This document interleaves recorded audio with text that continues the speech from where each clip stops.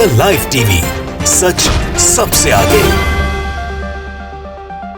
नमस्कार, मैं हूं Iqbal Parvez. The live TV में आपका स्वागत है। साथियों, कंगना रनावत की मुश्किलें और बढ़ती जा रही हैं। जी हां, उनकी मुसीबतें कम होने का नाम नहीं ले रही हैं। अब अदालत हो या पुलिस हो, उनका सख्त रवैया सामने आ रहा है कंगना के प्रति। जिस तरह से कंगना ने नफरतबाजी फैलाई है, जिस तरह से ऊल जलूल बयान दिया है, जिस तरह से किसान आंदोलन के खिलाफ आपत्तिजनक बयान दिया है, उसके बाद अब जो है सो कोर्ट हो या फिर पुलिस हो, उनका रवैया सख्त होता जा रहा है कंगना के प्रति। अभी जो किसानों के खिलाफ जो उन्होंने आपत्तिजनक बयान दिया था, उस पर कोर्ट ने एटीआर फाइल करने के लिए आदेश दिए हैं पुलिस को। एटीआर मतलब एक्शन टेकन रिपोर्ट दाखिल करना है पुलिस को, अदालत ने ये दिया है। उससे पहले आपको बता दें, पिछले ही हफ्ते की बात है, जब जावेद अख्तर से जो विवाद हुआ था, जावेद अख्तर ने जो उन पर मानहानि का केस किया था, तब भी कोर्ट ने सख्ती दिखाई थी और वारंट जारी किया था कंगना रनावत के खिलाफ। लेकिन अभी दिल्ली कोर्ट ने एटीआर दाखिल करने के आदेश दिए हैं पुलिस को। जो है पूरा मामला हम थोड़ा सा आपको बता दें, कई जगहों पे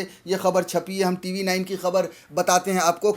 जो हेडलाइन है वो ये है कि कंगना रनावत को किसानों पर आपत्तिजनक ट्वीट करना पड़ा महंगा, कोर्ट ने दिल्ली पुलिस को दिया एटीआर फाइल करने का निर्देश।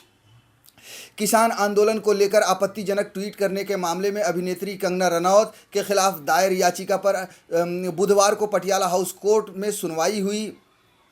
दिल्ली गुरुद्वारा सिख कमेटी के अध्यक्ष मजिंदर सिंह सिरसा ने कोर्ट में याचिका दायर की थी। सिरसा ने अपनी याचिका में कहा था कि किसानों पर आपत्तिजनक ट्वीट करने के लिए कंगना रनावत के खिलाफ मुकदमा दर्ज किया जाए। जी हाँ, जब किसान आंदोलन शुरू हुआ था, तब कंगना रनावत ने बहुत ही आपत्तिजनक बयान दिए थे। कभी किसानों को आतंकी कहा था, तो कभी और ऊल जलूल शब्दों से उन्हें नवाजा था। और हम आपको बता दें, ये बताते चले साथ में कि भारतीय जनता पार्टी की चाटुकारिता में लीन, नरेंद्र मोदी के तलवे चाटने में लीन हुई कंगना इतना लीन हो चुकी हैं कि उन्हें कुछ और दिखाई नहीं देता है। कभी किसी धर्म के खिलाफ वो टिप्पणी करती हैं, कभी अभिनेता अभिनेत्री के खिलाफ टिप्पणी करती हैं, तो कभी महाराष्ट्र सरकार के खिलाफ टिप्पणी करती हैं, तो कभी किसानों के खिलाफ। यानी कोई भी शख्स हो या कोई भी संगठन हो, जिसने भी सरकार के खिलाफ, भारतीय जनता पार्टी के खिलाफ या प्रधानमंत्री नरेंद्र मोदी की नीतियों के खिलाफ आवाज़ उठाई, उनके खिलाफ कंगना रनावत मोर्चा खोल देती हैं और फिर जो कुछ मुंह में आता है वही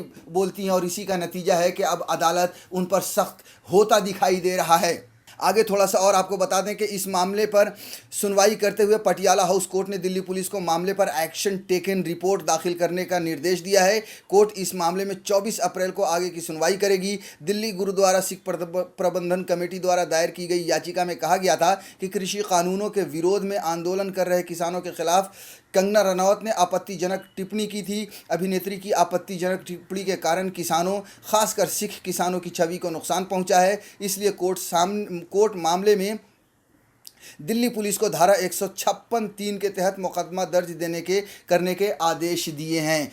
तो ये है कोर्ट का आदेश कि किस तरह से दिल्ली पुलिस को ये कहा है अदालत ने कि आप एटीआर 156(3) के तहत जो मामला दर्ज हुआ है, तो अब आप एटीआर दाखिल कीजिए। अब हम आपको थोड़ा सा विस्तार से ये भी बता दें कि कंगना रनावत का जो आपत्तिजनक ट्वीट थे, उसके बारे में थोड़ा सा बता दें, जो टीवी 9 ने छापी है वेबसाइट ने, कि बताते चलें कि दिल्ली के आसपास के राज्यों के किसान राजधानी से सटे बॉर्डर पर धरना दे रहे हैं। ये धरना केंद्र सरकार द्वारा लाए गए कृषि कानून के विरोध में है। कंगना रनावत ने किसान आंदोलन को लेकर अपनी प्रतिक्रिया दी थी। अपने एक ट्वीट में कंगना ने किसानों को आतंकवादी तक कह डाला था। इतना ही नहीं, कंगना ने इस आंदोलन में शामिल हुई एक बुजुर्ग महिला पर भी आपत्तिजनक टिप्पणी की थी। जी हाँ, कंगना रनावत ने वहाँ पर जो किसान बैठे हैं उन्हें आतंकवादी कहा था। सोचिए कि किसानों को आतंकवादी कहना कैसी बात है। ये मतलब कंगना रनावत के दिमाग को कहें या फिर चाटुकारिता में इतनी लीन हो गई है कि वो किसी को भी कुछ भी कह रही हैं। आपको याद होगा CAA NRC के समय भी इसी तरह से वो मुसलमानों के पीछे पड़ी थी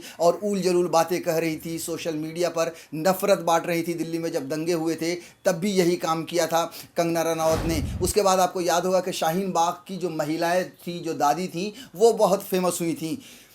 जब किसान आंदोलन शुरू हुआ तो आंदोलन में कुछ बूढ़ी महिलाएं भी उस आंदोलन में शरीक हो रही थीं।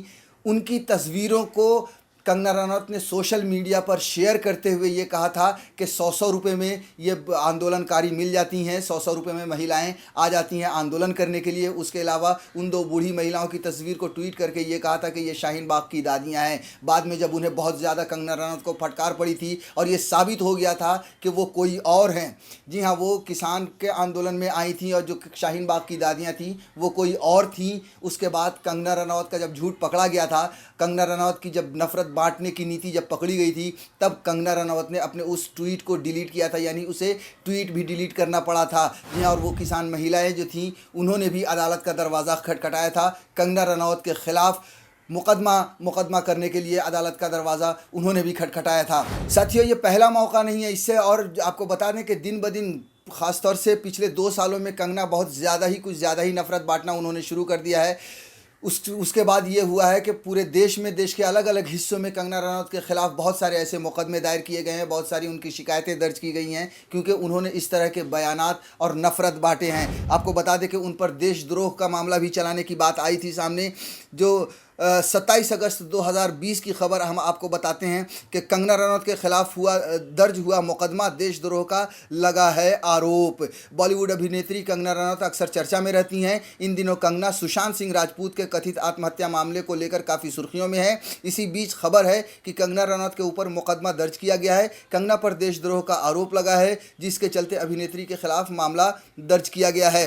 कंगना ने उसमें लिखा था, जो ट्वीट किया था, कंगना ने अपने आधिकारिक ट्विटर अकाउंट के जरिए देश के संविधान में आरक्षण व्यवस्था के खिलाफ एक पोस्ट लिखा था। इस पोस्ट के खिलाफ अखिल भारतीय भीम सेना के राष्ट्रीय अध्यक्ष सतपाल तनवर ने कंगना के खिलाफ गुरुग्राम पुलिस में देशद्रोह का मुकदमा दर्ज कराने की शिकायत कर दी थी। वहीं इस शिकायत के बाद पुलिस इसकी जांच में जुट गई है। जी हाँ, ये हम आपको पिछले साल की खबर बता रहे हैं, जब उस वक्त उन पर देशद्रोह का मामला चलाने के लिए दरवाज़ा खटखटाया गया था। जी हाँ, कानूनी सहारा लिया गया था, क्योंकि उन्होंने सोचिए कि जब आरक्षण की बात आई थी, आरक्षण का मुद्दा आया था, तब भी कंगना उसमें भी अपनी टांग अड़ाती हुई नज़र आई थी। उस पर भी वो अपने बयान देती हुई नज़र आई थी सोशल मीडिया पर, यानी कि सरकार की या प्रधानमंत्री नरेंद्र मोदी की चाटुकारिता करती हुई नज़र आई थी, और जिसका ये खमियाजा भुगतना पड़ा था कि उस वक्त भी देशद्रोह का मामला चलाने की बात सामने आई थी।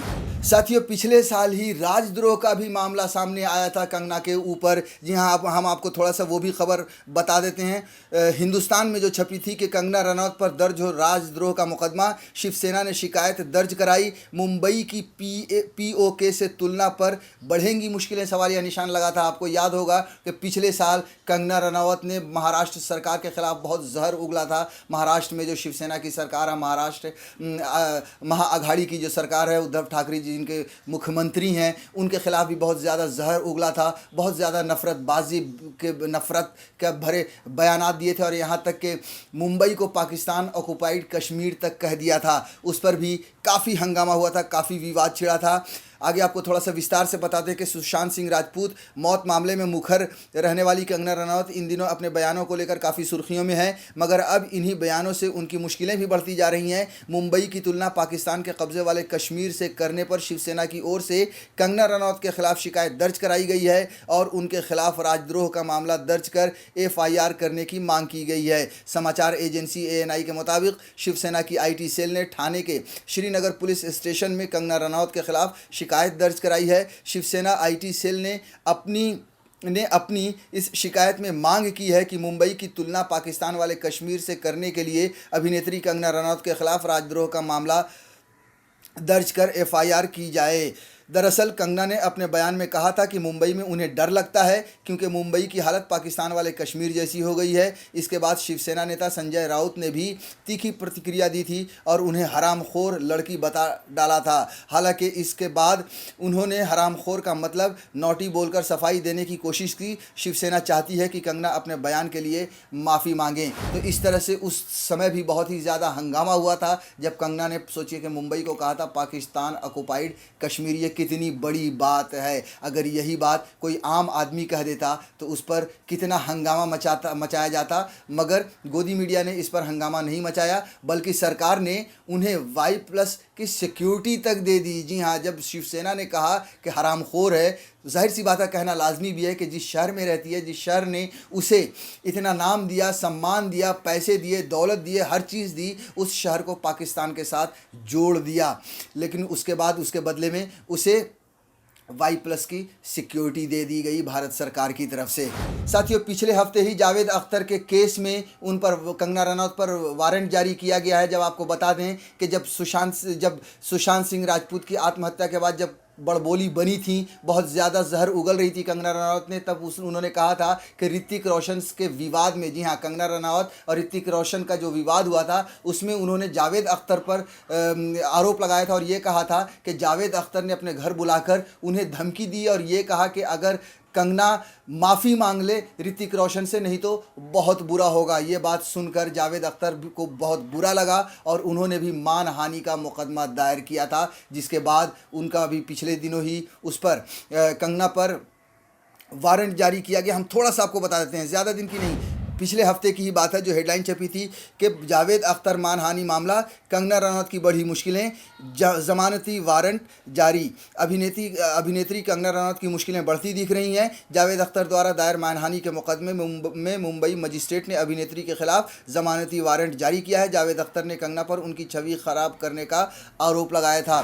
तो सोचिए कि इस तरह से कंगना रनौत लगातार सुर्खियों में बनी हुई है, लगातार ऊल जलूल बातें बोल रही है, लगातार नफरत बांट रही है, लगातार भारतीय जनता पार्टी और नरेंद्र मोदी के तलवे चाट रही है। जाहिर सी बात है, लेकिन और यही वजह है, तलवे चाटने की वजह से वो बची हुई भी है। लेकिन अब पुलिस का कहें या फिर अदालत का रुख थोड़ा सा सख्त होता हुआ नजर आ रहा है और लग रहा है कि कंगना की मुश्किलें थोड़ी बढ़ेंगी।